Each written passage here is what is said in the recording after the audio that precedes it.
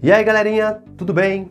Sejam bem-vindos de volta para a segunda parte das questões da prova da Embasa de 2017, corrigidas e comentadas.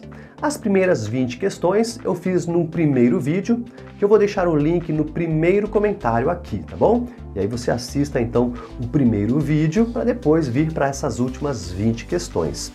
Lembrando que essa prova foi aplicada em 2017 para o cargo de Operador de Processos de Água e Esgotos, e a banca foi IBFC, que não é a banca que vai fazer a prova deste ano, beleza? Este ano a banca é a AOCP, que fez, por exemplo, a prova da Casan alguns meses atrás. Então, se aparecer algum vídeo aqui com provas da Casan, é a mesma banca que vai fazer a prova da Embasa deste ano, tá joia? Então, claro, se você puder deixar aquele comentário, aquela curtida, compartilhar, isso me incentiva a fazer sempre mais conteúdos ambientais para todos vocês. E lembrando também que eu vou deixar o link para o meu livro ou e-book, Sistemas de Abastecimento e Tratamento de Águas para Técnicos. Lembrando que é um livro que fala sobre água, não sobre esgoto, tá bom? Então você não vai encontrar nada aqui sobre tratamento de efluentes, mas pode ser que te ajude aí a conseguir alcançar os seus objetivos, tá bom? Bora para as 20 últimas questões da prova específica. Utilize o texto a seguir para responder as questões 51 e 52. O Ministério da Saúde determina, por meio de portarias e leis, o teor máximo de substâncias na água para que ela seja potável. Dessas substâncias, muitas apresentam elevados riscos à saúde humana e animal. Questão 51. A substância selênio é um dos parâmetros que podem ser medidos, e ele faz parte dos ou das... Bom, o selênio está ali no grupo 16 da tabela periódica, ele é um calcogênio, oxigênio, enxofre, selênio, tá ali, ó, tá bom? O selênio, então, ele é uma substância inorgânica e que apresenta, sim, riscos à saúde. Portanto, a alternativa correta é a alternativa D. Ele faz parte do grupo de substâncias inorgânicas. Na portaria atual, portaria de consolidação número 5, anexo 20, alterada pela portaria 888, o selênio apareceria lá no anexo 9. Então, o VMP do selênio está lá no anexo 9. Eu não lembro de cabeça. Vou colocar em algum cantinho aqui esse VMP, o valor máximo permitido, tá bom? Na antiga portaria era o anexo 7. Beleza? Questão, então, 52, vamos para a próxima. Questão 52. A substância microcistina é um dos parâmetros que podem ser medidos e ela faz parte dos ou das... A microcistina é uma cianotoxina, beleza? Ela aparecia antigamente lá no anexo 8, se não estou enganado, que era microcistina e saxitoxina. Agora nós temos o anexo 10, na portaria vigente, na portaria atual, que tem microcistina, saxitoxina e cilindrospermopsinas. É esquisito, mas são as 3 cianotoxinas que nós temos que monitorar para a água ser considerada potável, tá joia? Então, questão 52, a microcistina é uma cianotoxina, alternativa B de bola. Joia? Próxima. Questão 53. Quanto ao armazenamento, os produtos químicos usados numa ETA ou ET devem obedecer à risca às boas práticas. Os fluoretos devem ser armazenados em... Bom, fluoreto é o íon do elemento flúor e ele adora reagir com metais. Portanto, nós vamos guardar ele em caixas de papelão acartonados? Não, porque ele vem na forma líquida como ácido fluorsilícico. B. Caixas de madeira com revestimento de lã de vidro? Alternativa C. Caixas metálicas com tratamento anticorrosivo? Quase, hein? Mas não pode ser também uma caixa metálica, porque o flúor adora reagir com metal, o íon fluorito no caso, tá? Então a alternativa correta é a alternativa D. Frascos plásticos. Eles são os mais apropriados para o armazenamento de substâncias que contenham flúor, beleza? Próxima. Questão 54, e olha o tamanho da questão 54, nossa, Por que o pessoal faz umas coisas dessas nas provas, gente? 5 itens para julgar. Se você errar um, você perdeu a questão inteira. Eu acho isso uma barbaridade, mas vamos lá, né? Já adianto que ela foi anulada no gabarito que eu tenho, tá bom? No meu gabarito ela foi anulada, então eu vou falar a resposta baseado no que eu julgo. Vamos lá. Analise as afirmativas a seguir. 1. A água para consumo humano é água potável destinada à ingestão, preparação e produção de alimentos e à higiene pessoal, independentemente da sua origem. Sim, é isso mesmo, tá? Inclusive, na portaria atual, essa definição é isso mesmo. Toda água potável é aquela destinada para consumo próprio, ingestão, né? Preparação e produção de alimentos e higiene pessoal. Então, isso aí é verdadeiro. 2. Água potável. Água que atenda ao padrão de potabilidade estabelecido na Portaria 2914 do Ministério da Saúde e que não ofereça riscos à saúde. Acho que essa aqui estaria correta também, né? Água potável é aquela que atende a padrão piriri pororó. Tá certo.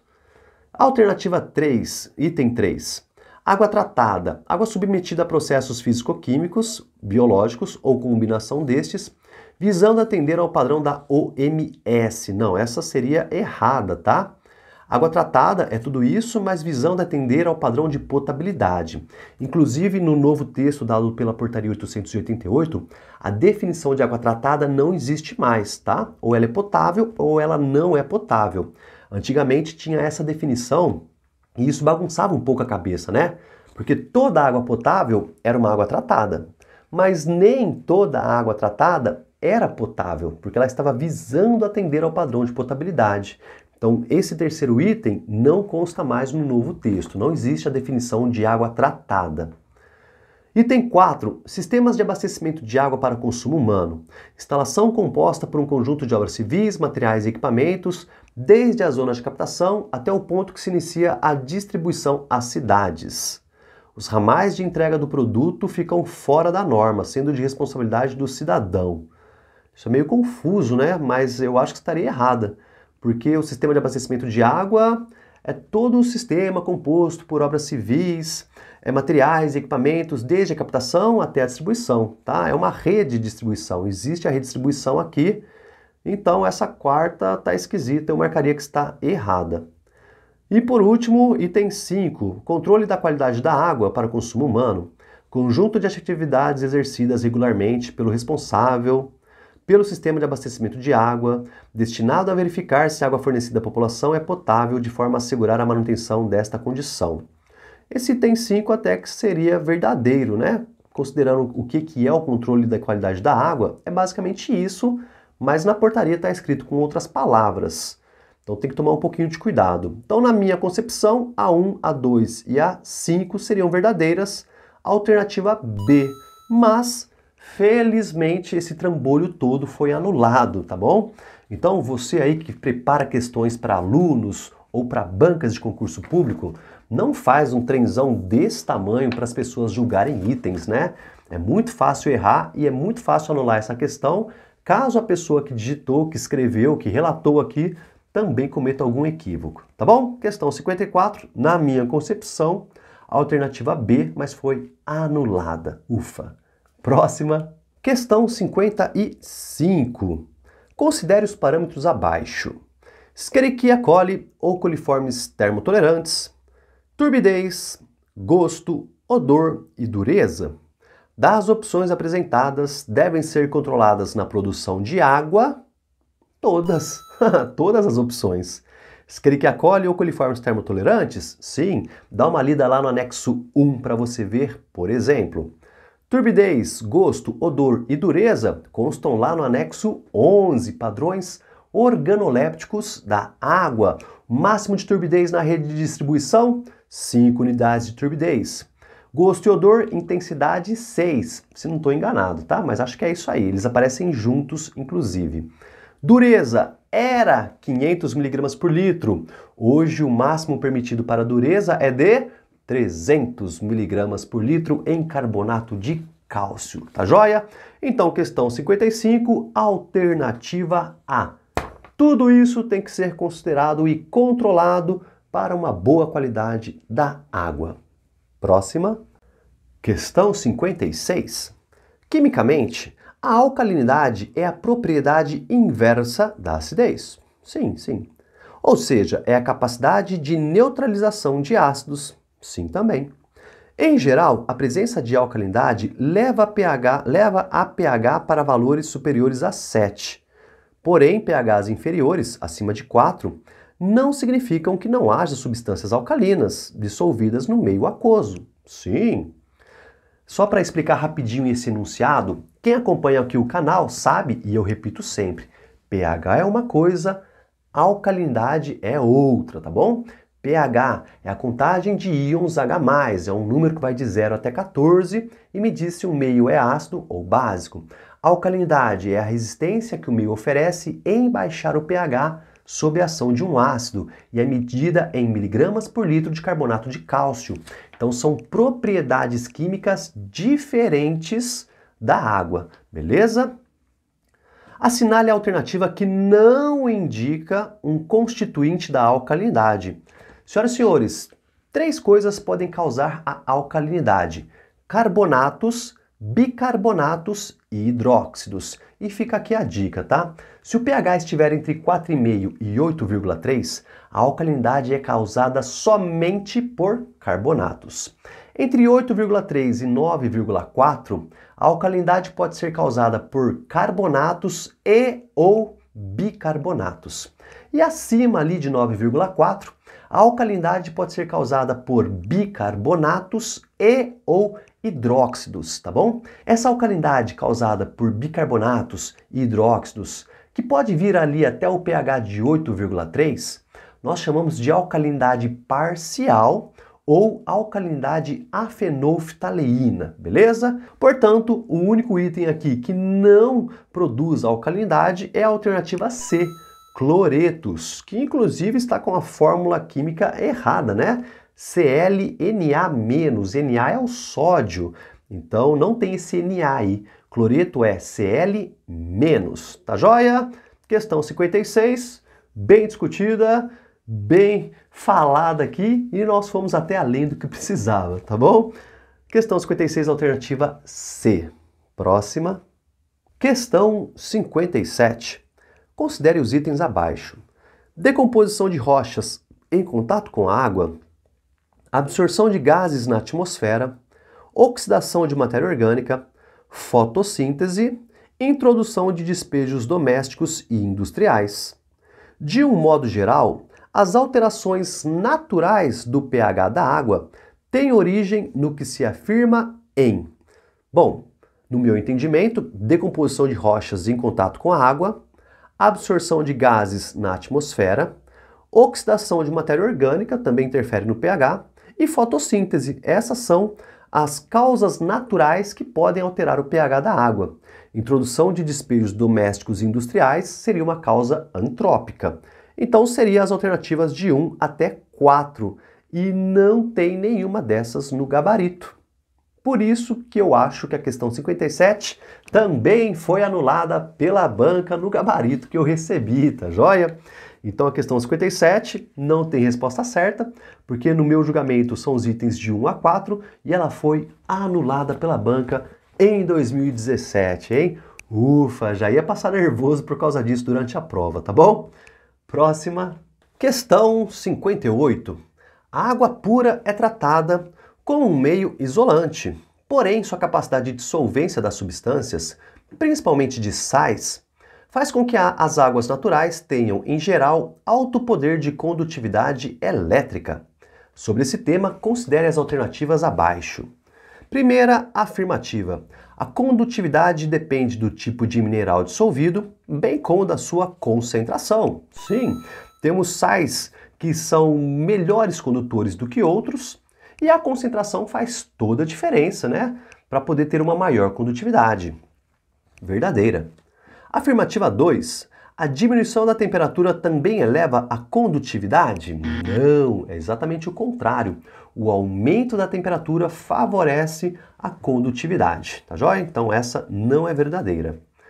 Afirmativa 3. Quando colocamos em contato os ácidos e as bases, estas em maior quantidade, reagem entre si neutralizando um ao outro, isto é, tornam o meio com baixa condutância elétrica. Não, essa também está errada. Quando nós colocamos um ácido e uma base, o que é formado? Química do primeiro colegial, vamos.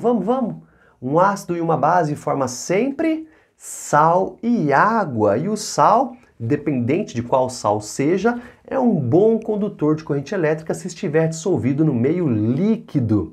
Então, se eu misturo ácido e base, formo sal e água, e o sal no meio líquido favorece a condução de corrente elétrica, portanto, esta também é falsa. Ou seja, apenas o item 1 é verdadeiro, alternativa B de bola, beleza? Lembrou da química do primeiro colegial, né? Legal, bom saber disso então. Tá joia? Próxima.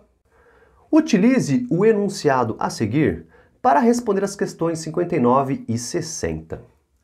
Dependendo do tipo de instalação, seja industrial, comercial ou doméstica, os efluentes despejados podem variar muito, necessitando de monitoramento e controle adequados.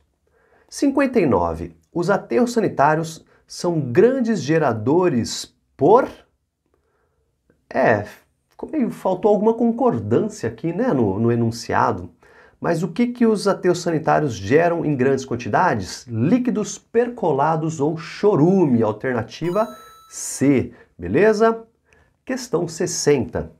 Outro exemplo que podemos citar é a indústria da construção civil, que gera grande quantidade de...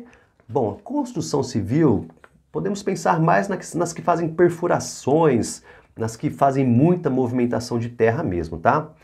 Ela gera muito efluentes como a lama bentônica, que é uma mistura de água com argilas, que a gente usa bastante em escavação, quando faz túnel, poço, essas coisas assim. Tá joia? Então, questão 60, alternativa B, embora eu ache que seja meio... não faz muito parte da atribuição de um operador saber isso aqui, tá bom? Mas, de qualquer forma, tá aí o gabarito. Próxima. Questão 61.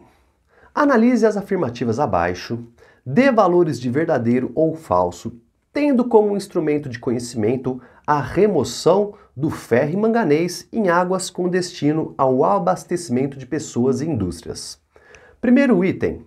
Os íons de ferro e manganês em águas destinadas ao abastecimento causam depósitos, incrustações e possibilitam o aparecimento de bactérias ferruginosas nocivas nas redes de abastecimento. Sim, isso é verdade, tá? Segundo item, o tratamento de águas contendo ferro envolve duas etapas principais interdependentes: a oxirredução e a dissolução em percloratos via precipitação por aeração, blá blá blá blá. Não. Tudo errado aí, tá? A gente costuma remover ferro e manganês fazendo uma pré-oxidação. Então a gente adiciona o cloro, né? O mesmo cloro usado na desinfecção. E ele aí oxida o ferro e manganês, ele se precipita e a gente consegue remover depois nas etapas de separação sólido-líquido, tá bom? Ou também pela aeração. Quando a gente borbulha oxigênio, ele vai fazer também a oxidação do ferro e do manganês. E aí depois acontece tudo na mesma sequência, ele se precipita e eu posso remover depois em processo de separação líquido, sólido-líquido, tá bom? Agora, percloratos, se não estou enganado, é inclusive uma substância perigosa, tá? Então a gente não usaria isso no tratamento da água para remoção de ferro e manganês. Portanto, questão 61, verdadeiro e falso, alternativa B. Joia? E vamos para a próxima. Questão 62. Analise as afirmativas abaixo, dê valores de verdadeiro ou falso. Primeira, grande parte dos metais tem tendência a liberar elétrons para se estabilizar eletronicamente. Por isso os metais combinam-se facilmente com espécies oxidantes, como o oxigênio, e reagem de modo que o metal sempre é desgastado. Bom, ficou estranho aqui, né? O metal sempre é desgastado? Como assim, né? Ficou esquisito, mas boa parte do que falou aqui é verdade, então vou considerar verdadeiro por enquanto. Segundo, o ferro pode dar origem aos óxidos de ferro 2 e 3, podendo se combinar e formar a austenita vermicular, deixando o metal frágil. Esquisito isso aqui, né? Austenita vermicular, se não me engano, é um sinônimo para ferro fundido. Posso estar enganado, depois você procura melhor aí, ou se você sabe o que é isso, deixa aqui no comentário, que eu também fiquei curioso para ter certeza do que é isso. Mas a austenita vermicular, se não me engano, é o ferro fundido. Então, nesse caso aí, ele não é frágil, pelo contrário, né? Ele é pesado e bem rígido, né? A gente usa para fazer tubulação, tampo de bueiro e tal. Então, a segunda é falsa. E verdadeiro e falso nos dá a alternativa C, beleza? Questão 62, alternativa C, com essa observação que eu fiz aí, tá bom? Alguém me diga, por favor, se eu estou enganado quanto ao que é a austenita vermicular, tá joia? Próxima. Questão 63. Um exemplo de reação inorgânica ocorre quando o ferro reage com alguma solução ácida, como uma solução aquosa de ácido clorídrico. Então ele nos deu o comecinho de uma reação química ali, ó. 2 ferros no estado sólido, mais 6 moléculas de ácido clorídrico aquosas, resultando em, olha só, essa aqui é justamente a reação que nós utilizamos para fazer o cloreto férrico. E sim, esse coagulante tão amplamente usado aí nas estações de tratamento de água, ele é produzido a partir de uma fonte de ferro com o ácido clorídrico, tá? Então, o cloreto férrico tem fórmula química FeCl3. Então, por estequiometria aqui, nós vamos ter 2 FeCl3 e aí sobram ali 6 hidrogênios que vão reagir formando 3 moléculas de hidrogênio H2. Portanto, a alternativa correta é a alternativa A.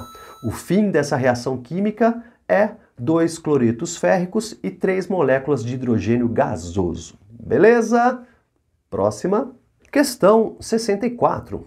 Os perióxidos são óxidos que reagem com a água ou com ácidos diluídos, produzindo água oxigenada. No caso, o Na2O2, que é um peróxido de sódio, mais 2 moléculas de água, H2O, resulta em... Bom, você primeiro precisava lembrar qual é a fórmula química da água oxigenada, lembra? Água oxigenada é H2O2, beleza? Então, se nós temos o peróxido de sódio mais a água, você sabe que tem que aparecer ali o H2O2, porque o enunciado diz que forma a água oxigenada. Agora, quem que vem antes? Bom, se você não saberia quem vem antes, né? Porque o H2O2 aparece ali em 3 respostas possíveis. Basta que você faça, então, a estequiometria, né? As leis ponderais. Quem aparece antes tem que aparecer depois. Então eu tenho ali 2 sódios, tem que aparecer antes e depois. 4 oxigênios, que tem que aparecer antes e depois. E 4 hidrogênios, que tem que aparecer também antes e depois. Então a gente pode ter ficado em dúvida entre a alternativa C e a alternativa D, mas no caso o sódio aqui, ele vai sempre liberar um elétron, tá? Compartilhar, no caso, com a hidroxila. Então não poderia ser o Na2, tem que ser 2Na, porque vão ter 2 sódios, tá? Mas cada um estará compartilhando um elétron com a hidroxila OH. Portanto, então, a alternativa correta é a alternativa C, tá bom? 2NaOH, que é o nosso hidróxido de sódio, tá? Mais 2 águas oxigenadas, H2O2. Beleza? Questão 64, alternativa C. Próxima. Questão 65. Assinale a alternativa correta. Para obtermos cal viva a partir do calcário, temos o procedimento. Bom, eu marcaria a alternativa B, decomposição térmica. Nós pegamos ali o calcário, né, o KCO3, aquecemos ele em geralmente 850 ou mais do que isso, e aí ele vai se decompor, liberando a cal viva, cuja fórmula é o CaO, ou seja, o óxido de cálcio, e o gás carbônico CO2, ok? Quando a gente usa isso, por exemplo, da forma hidratada, né, ele volta a ser o calcário depois, então ele endurece novamente. Então a gente usa, por exemplo, em rejuntes de azulejo. Mas essa questão consta como anulada, não sei exatamente por quê, tá? No gabarito que eu tenho, consta como anulada a questão 65, mas que eu conheça, esse é o processo de fabricação da cal viva. Pode ser que tenha outros e que o gabarito aqui esteja mostrando isso, tá bom? Questão 65, anulada, mas eu teria marcado a letra B. Próxima. Questão 66. As reações químicas podem ser classificadas segundo vários critérios. Considere os apresentados a seguir: reações de síntese ou adição, reações de análise ou decomposição, reações de deslocamento ou substituição, reações de subtração ou de ionização, reações de dupla troca ou dupla substituição. Assinale a alternativa que apresenta as reações importantes para a área de saneamento. Olha, todas as reações químicas são importantes para a área de saneamento, correto? Então, tirando a reação 4, que eu acho que não existe quimicamente falando, né? Reações de subtração ou de ionização, todas são importantes, tá? Então, eu marcaria 1, 2, 3 e 5, o que me dá a alternativa A, tá joia? Mas, na moral, na boa, o que isso tem a ver para um cargo de operador de ETA ou ET? Ai, que relaxo que foi isso aqui, tá bom? Questão 66, alternativa A, porque o item 4, se não estou enganado, não existe quimicamente esse tipo de reação, tá? O que existe seria o item 1, reação de síntese ou adição, que é o contrário do item 4. Ou seja, se um está acontecendo, obrigatoriamente o outro também estaria acontecendo numa das partes da reação química. Então não faz sentido esse item 4. Mas se eu estiver enganado, coloca aí nos comentários e me ajuda a resolver isso aí da melhor forma. Beleza? Próxima. Questão 67. Uma reação simples de se encontrar é a que envolve ácido clorídrico e soda cáustica. Quando se juntam, temos... isso aqui de novo, química do primeiro colegial, embora eu acho que não tem lá muito a ver com o cargo de operador novamente, beleza? Mas quando a gente pega o ácido clorídrico, cuja fórmula química é o HCl, e reagimos com soda cáustica, cuja fórmula química é o NaOH, nós temos que lembrar que é uma reação de ácido e base, que eu já falei, forma o quê? Sal e água. Nesse caso aqui, cada um desses elementos a gente pode ver como que ele vai ficar ionicamente, né? Então o H separa do Cl, fica positivo, e o cloro negativo. O Na separa do OH, da hidroxila. O Na fica positivo e o OH, a hidroxila, fica negativa. E agora você junta positivos com negativos. Então nós formaremos o NaCl, que é o sal, e H2O, que é a água, beleza? Ácido e base forma sempre sal e água, tá joia? Portanto, na questão 67, nós temos no item B de bola, tá? Ácido clorídrico com soda cáustica, formando NaCl, que é o meu sal, e H2O, que é a água, tá bom? Questão 67, então, alternativa B, tá joia? Tá acabando, aguenta firme aí. Questão 68. Luvas de proteção podem ser confeccionadas em diversos materiais, e cada material pode ter uma ou mais funções. Por exemplo, para manuseio de ácidos, alcalinos, sais e cetonas, recomenda-se a... Bom, nós usamos principalmente a luva butílica, beleza? Luva de vaqueta ou malha, não, porque acho que elas nem são impermeáveis, inclusive, tá? E a luva nitrílica, ela pode sofrer agressão dessas substâncias que ele menciona aqui, tá bom? Luva nitrílica é essa que a gente usa geralmente para lavar banheiro, tá bom? A luva butílica, essa sim, é muito mais segura para o manuseio de ácidos, bases, acho que seria melhor ter colocado bases do que alcalinos, sais e cetonas, tá bom? Questão 68, alternativa D. Tá acabando, próxima. Questão 69. Analise as afirmativas abaixo, dê valores de verdadeiro ou falso, tendo como base o manuseio de produtos químicos por profissionais ligados ao saneamento. Primeiro item, o uso do cloro gasoso nas estações de tratamento de água pode ocasionar alterações nas vias respiratórias? Com toda certeza, o cloro gasoso é muito perigoso, tá? Por isso que a gente tem todo um sistema de proteção quando faz a aplicação do cloro gasoso na água, verdadeira. Segundo, o cloro líquido pode causar lesão ocular em caso de respingo, além de alterações cutâneas, como graves irritações e bolhas. Também é verdade, né? O cloro líquido ele é seguro quando está armazenado, mas o respingo dele é perigoso.